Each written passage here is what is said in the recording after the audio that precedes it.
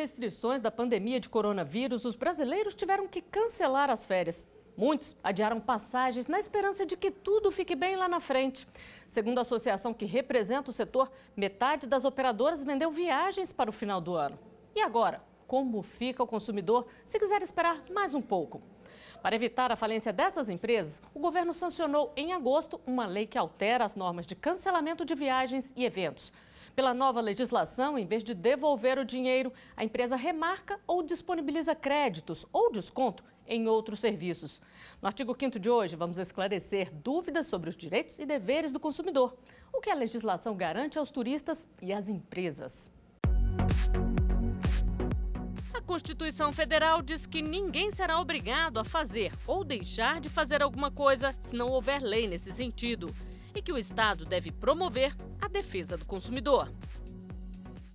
Eu converso sobre esse tema com o advogado Vitor Hugo do Amaral Ferreira, especialista em direito do consumidor, e com o advogado Marcos Vinícius Martins, especialista em direito civil.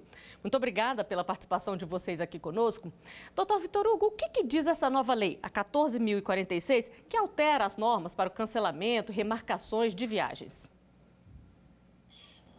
Bom, nós temos que, antes de falar da nova lei, que é uma lei de urgência, que é uma lei construída nesse espaço pandêmico, a gente precisa fazer um resgate do próprio Código de Defesa do Consumidor. Tá?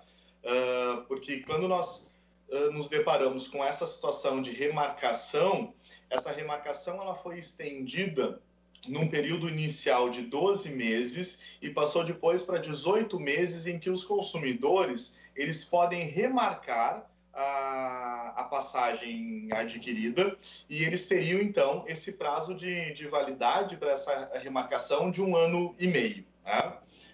Outra possibilidade seria o reembolso. E esse reembolso sem custos extras e com correção monetária em até 12 meses. Aí veja que trazer essa perspectiva de reembolso ou de remarcar, ela precisa, antes de qualquer coisa, acolher também o Código de Defesa do Consumidor. Então, do surgimento da norma, se criou um grande dilema, né? Porque existe um diálogo entre essas fontes, a Lei 14.046 e o Código de Defesa do Consumidor. E esse diálogo não está atendendo de forma plena os direitos dos consumidores, tanto quando se fala de remarcar, quando se fala de reembolso, né? Dentro de uma lógica que passa a ser protecionista ao mercado e não necessariamente ao consumidor. Pois é, doutor Marcos Vinícius, e como o consumidor pode então fazer valer os direitos dele aí se ele precisa de um reembolso, da remarcação? Flávia, é interessante, estou escutando aqui o Vitor Hugo expondo a questão também, né? Eu acho interessante lembrar, se eu não estou enganado, salvo o melhor juízo, a gente tem que lembrar que a gente tem duas leis em tela, na mesa, né?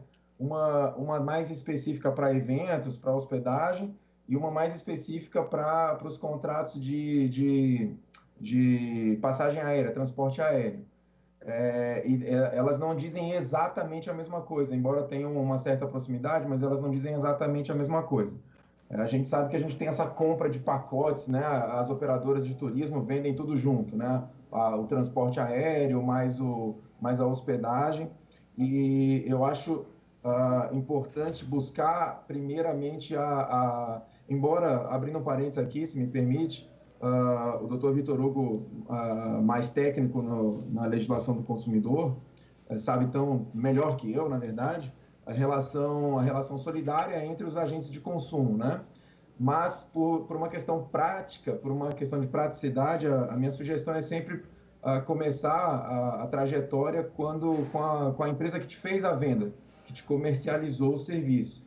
Eu acho que é ali que é o teu ponto de partida.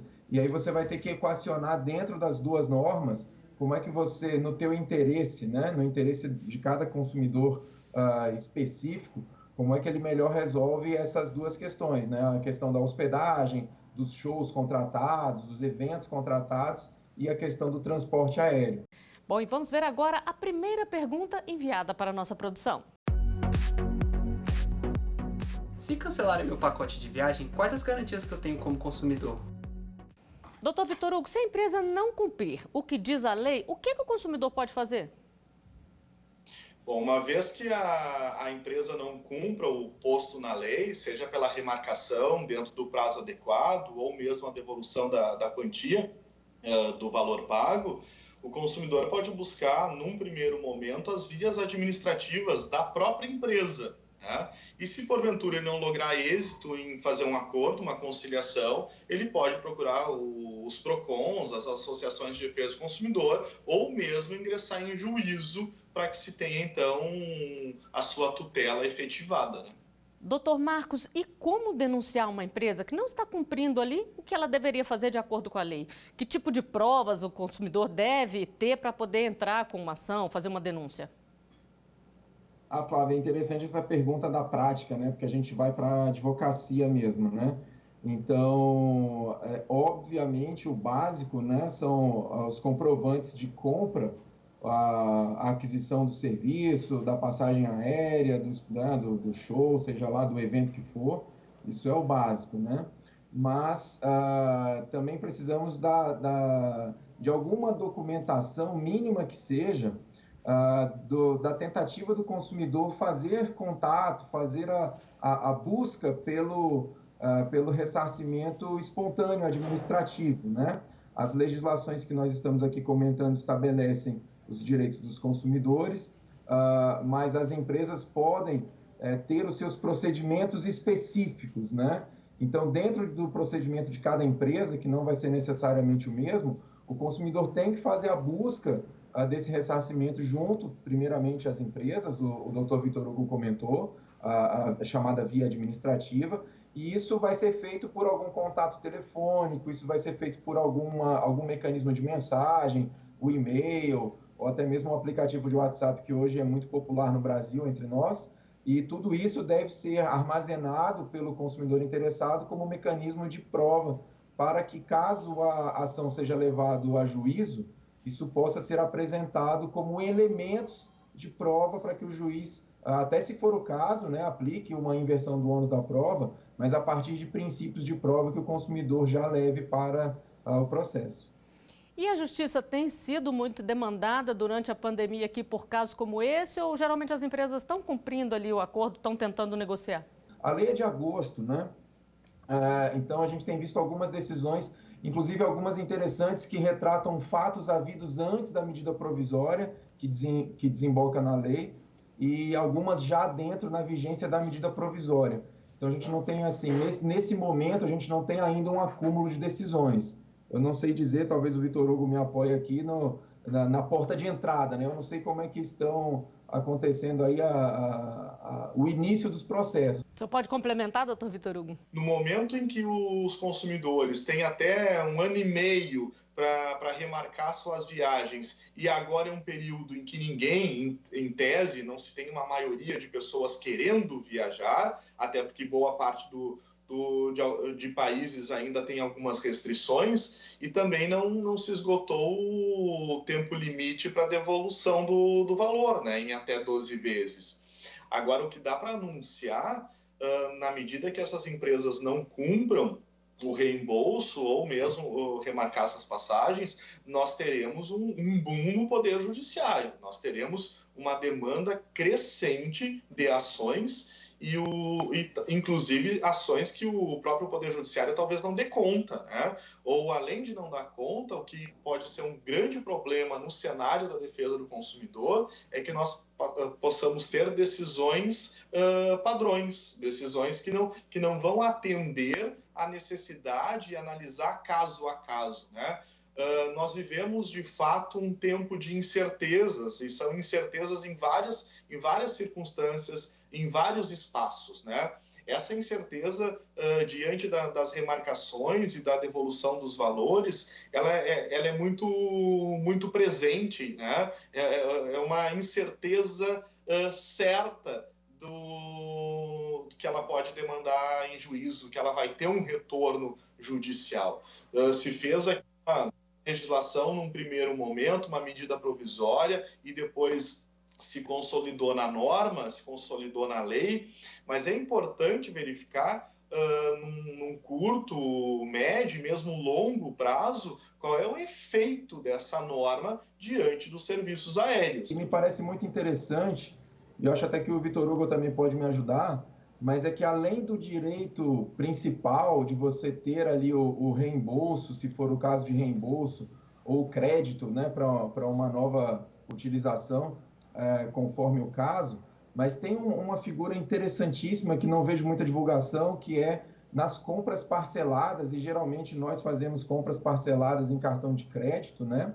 Na norma que trata da aviação, que é a 14.034, existe um dispositivo específico que pede para que determina, na verdade, que a empresa aérea, uma vez demandada, o consumidor tem que fazer o pedido, isso não é automático, tá?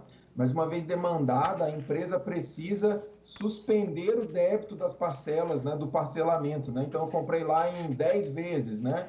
E houve ali o cancelamento, eu estou ainda na minha segunda, terceira parcela. Então, eu posso requerer, independentemente do que a gente conversou até agora, da devolução ou do crédito para remarcação, o consumidor ele pode requerer que as parcelas futuras, as parcelas vincendas, elas parem de ser debitadas, né? Isso está positivado na Lei 14.034, que é a lei específica das companhias aéreas. E muitos consumidores tiveram que desistir dos planos de fazer uma viagem internacional por causa do avanço da pandemia de coronavírus. Foi aí que começou mais um pesadelo, a corrida pelo cancelamento das passagens. O avanço do novo coronavírus fez a Helena e os 13 amigos dela desistirem da viagem para Portugal, onde participariam da meia maratona de Lisboa. Começou aí uma outra corrida pelo cancelamento das passagens. Eu pesquisava no próprio site da TAP, então assim, as informações eram muito, ao mesmo tempo que eram muito precárias, o site não me dava muita opção, porque ele não entendia que a gente estava num momento de crise. Então, se eu resolvesse cancelar meu bilhete, ele seria simplesmente cancelado e eu perderia tudo. O cancelamento só foi autorizado porque a própria companhia aérea tinha feito uma alteração no horário do voo, o que deu direito ao reembolso integral da tarifa. A Helena conseguiu resolver, mas muitos consumidores estão com dificuldades na hora de alterar ou cancelar o voo por causa do coronavírus. Por isso, atenção às seguintes regras. De acordo com a ANAC, é importante que os passageiros confiram se as companhias aéreas criaram regras flexíveis para o cancelamento diante do avanço do novo coronavírus. No caso de voos nacionais ou internacionais, mudanças feitas pela empresa devem ser avisadas até 72 horas antes do voo. Se o voo for internacional e a empresa descumprir o prazo ou alterar a viagem em pelo menos 1 hora, o passageiro tem direito a escolher outro voo ou pedir o dinheiro de volta. Doutor Marcos, cancelar uma viagem é sempre uma maratona, o que dirá se for uma viagem internacional, não é? É verdade. Mas o cancelamento ele é um direito do consumidor com algumas balizas da norma, né? E, sobretudo nesse caso, nesse momento de pandemia, né? A gente tem, a própria legislação reconheceu a pandemia como fato, né, que embasa aí um caso fortuito, um caso de força maior, que vai tirar o peso aí de multas contratuais, né, por penalidades pelo cancelamento. Agora, quando a empresa é que precisa cancelar, muda ou segue o mesmo procedimento? Não muda, porque se o cancelamento vem da empresa, o consumidor ele vai ter o seu direito mais, vamos dizer assim, completo, né? Vamos usar essa palavra aqui. Então, se o cancelamento vem da empresa, a gente volta para esse começo da nossa conversa, aonde o consumidor ele vai poder, né, ter ou direito ao reembolso, dependendo se não teve a remarcação, ou ao crédito, né, conforme a gente vinha conversando antes. Mas se o cancelamento foi absoluto, assim, se não teve remarcação, se não teve o crédito, nem o reagendamento, aí o consumidor vai ter, sim, o direito ao reembolso do valor que pagou. Nós viemos conversando, né? Existe um prazo para que a empresa faça o reembolso Esse prazo é 12 meses depois do encerramento da pandemia. O decreto legislativo número 6 estabeleceu o prazo como 31 de dezembro. 31 de dezembro de 2020, obviamente. A pergunta é se, eventualmente, né, o legislador editasse um novo decreto legislativo prorrogando esse prazo, né, o prazo seria prorrogado automaticamente. É um debate que a gente poderia fazer. Sem querer aprofundar, salvo melhor juízo à primeira vista, acho que sim, pela expressão que o legislador usou. Ou seja, doutor Vitor Hugo, as empresas e também os consumidores têm que ficar muito atentos a todas essas mudanças que estão acontecendo aí na legislação, né? Além das mudanças na legislação, e são mudanças constantes e, como eu dizia antes, são mudanças que muitas vezes não conversam, né? Nós estamos tratando aqui de duas legislações, porque num primeiro momento nós temos a Lei 14.034 e num segundo momento nós temos a Lei 14.046, né?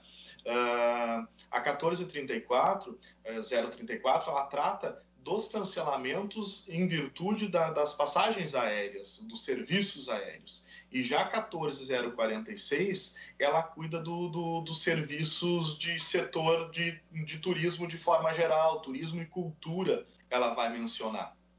E o ideal, pelo menos ao meu juízo, é que nós tivéssemos uma normativa, uma orientação que envolvessem todos esses setores, né? Porque quem compra uma passagem aérea junto de uma companhia de viagem, de uma agência de turismo, ela, via de regra, ela faz um pacote, né? Nesse pacote envolve uma série de serviços. Então, todos esses serviços estão prejudicados no momento que ela não embarca no voo. Bom, nós vamos a um rápido intervalo. Já estaremos de volta com mais Artigo 5º para você.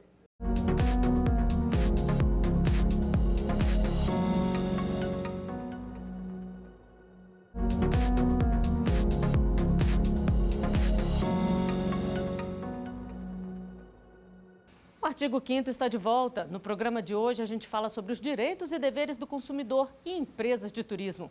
E também sobre as novas regras diante da pandemia de coronavírus. E sobre esse tema, eu converso via Skype com o advogado Marcos Vinícius Martins, especialista em direito civil, e com o advogado Vitor Hugo do Amaral Ferreira, especialista em direito do consumidor. Vamos falar agora sobre medidas extremas, caso o diálogo e as negociações com a empresa tenham falhado. Esta é uma das perguntas enviadas para a nossa equipe. Caso a pessoa seja lesada pela empresa, qual o primeiro passo que deve ser tomado judicialmente? Doutor Marcos, nós temos dados aqui que falam que por causa da pandemia, mais de 500 mil empresas fecharam as portas, isso em junho de 2020. Isso significa quase 40% de todos os negócios, segundo o IBGE. Como exigir algum ressarcimento aí de alguém que já não está mais operando no mercado? Flávia, infelizmente tem horas que as coisas vão dar errado, né?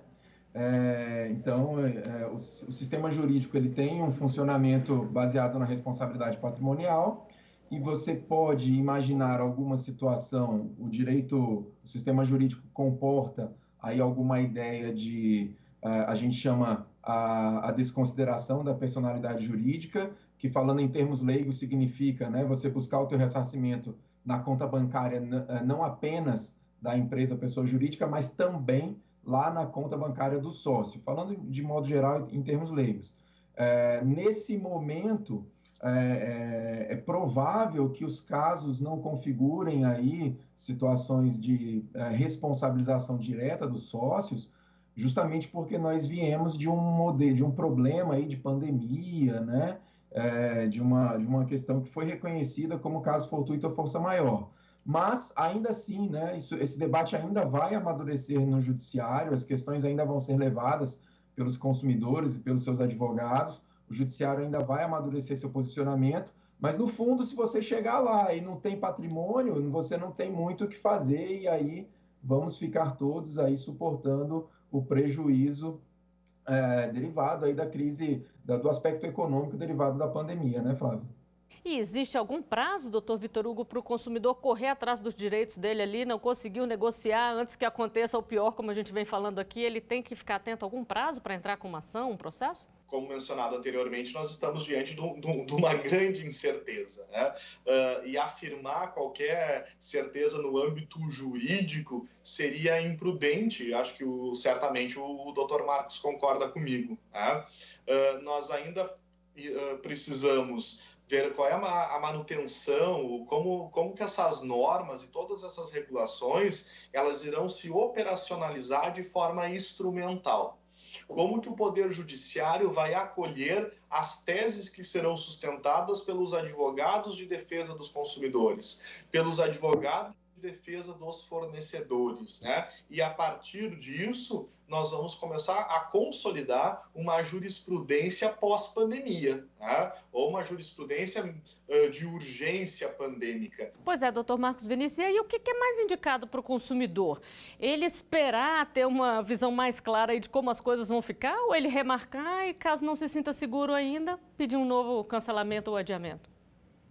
Flávia, eu queria começar fazendo um complemento à explicação do professor Vitor Hugo. É possível a gente só botar um pedacinho a mais? Sim, por favor.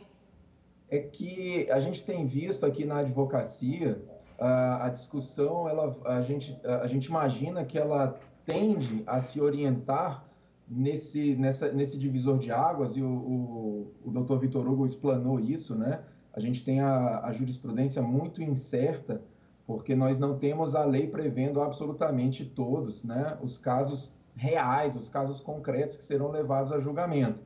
Mas eu acho que é uma boa ideia a noção de que se o evento ou a passagem aérea foram adquiridos já dentro do sistema da pandemia, né, já existe uma pandemia instalada, já existe aí uma dificuldade, talvez uma preocupação com a saúde, mas ainda assim foi oferecido um voo, e ainda assim foi adquirido um voo, ou ainda assim foi marcado aí um evento, né, dentro do que cada norma estadual permita, né, de reunião ou não, mas foi marcada ali uma hospedagem já com a pandemia vigente, né? Então, nesse momento, na advocacia, nós vemos essa situação como um divisor de águas, porque uma coisa eu comprei uma passagem já na pandemia e eu cancelei porque a pandemia se agravou. Isso é uma situação. Mas eu já comprei já com pandemia, não teve um agravamento da situação de saúde, as medidas governamentais estão, vamos dizer assim, entre aspas, afrouxando, e eu, por um medo meu, resolvi, por uma situação minha, pessoal, pedir um cancelamento. Eu acho que essa situação vai ser vista com olhos diferentes aí no judiciário. Mas se o problema vem da pandemia, de fato, aí a pergunta original que a gente estava comentando, eu acho que ela não tem aí um limite de vezes, né? Eu só acho que o judiciário vai fazer essa análise se um novo reagendamento, se um novo pedido, ele decorre de uma situação de agravamento do problema de saúde, ou se ele decorre aí de uma questão pessoal, individual do consumidor ou do comprador que fez ali o contrato, né?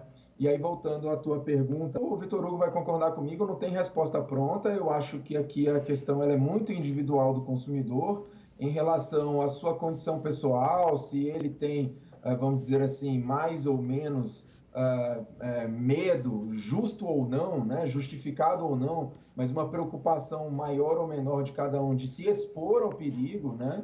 Então, as necessidades, enfim, sociais, familiares, profissionais que se imponham, eu acho que a questão passa menos por uma análise técnica, jurídica, normativa e mais por uma situação individual da realidade de cada um. Mas, indo para a análise técnica, eu acho que, se for o caso, né, de marcar agora, eu marcaria ou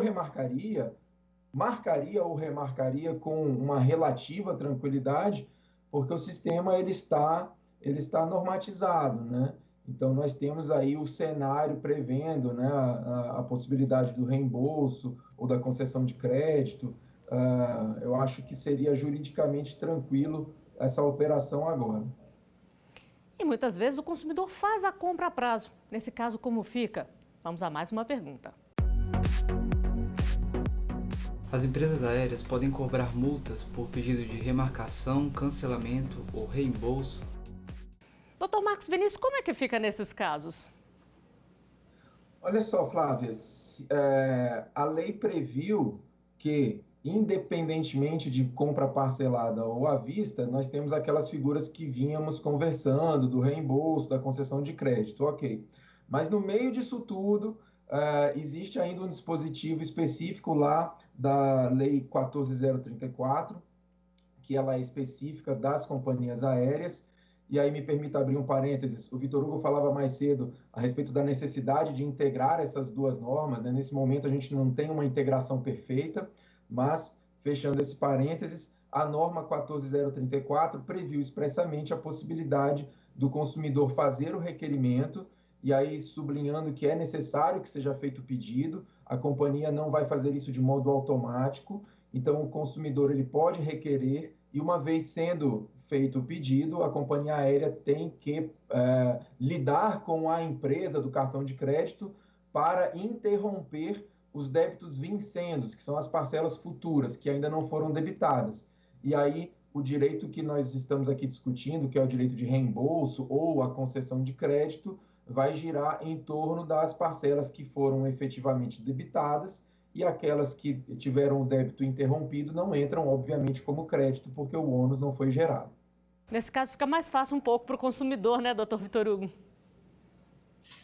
Fica fácil se tivermos uma atuação com resultados, uma atuação efetiva por parte dos fornecedores, porque vejam que a norma ela faz a previsão que quem deve comunicar esse cancelamento, porque o consumidor ele comunica a companhia, né? E aí a companhia que autoriza esse cancelamento. Eu vejo aqui uma possibilidade também de um novo espaço de litígio, né? Porque terá que ser feita a comunicação, que eu não quero que as parcelas continuem sendo debitadas no meu cartão de crédito, terá que haver a comunicação do consumidor com a sua companhia de viagem, com a sua agência, quem tenha feito, né? E a comunicação dessa agência, dessa companhia com a instituição financeira. E aonde houver ruído nessa comunicação é onde a gente pode estabelecer a ideia de responsabilização. Então, quem será responsabilizado onde houve o ruído na comunicação? O próprio consumidor que não comunicou, a agência de viagem que não fez a comunicação com a instituição financeira, ou a agência financeira que, mesmo comunicada, não fez o abatimento, não parou de fazer o débito na conta do consumidor, né? Então, a legislação ela se opera de forma muito simples, parece tudo muito prático, né? Porém, no dia a dia, na praticidade desses episódios, dessas circunstâncias que são normatizadas, nós podemos encontrar algumas dificuldades, né? A grande prova disso é que nós estamos diante de um dos melhores códigos de defesa do consumidor do mundo, né? Mas a nossa efetividade, o cumprimento do Código de Defesa do Consumidor no Brasil é um dos índices mais reduzidos também no espaço global. Então, é positiva. A prática dela saberemos ou não. Bom, com certeza isso ainda vai gerar muita discussão, mas o nosso programa de hoje chegou ao final. Dr. Marcos, Dr. Vitor Hugo, muito obrigada pela participação de vocês aqui conosco. E eu agradeço também a sua companhia. Você pode rever os nossos programas pelo site da TV Justiça ou no nosso canal no YouTube. Até o próximo Artigo 5º. Tchau!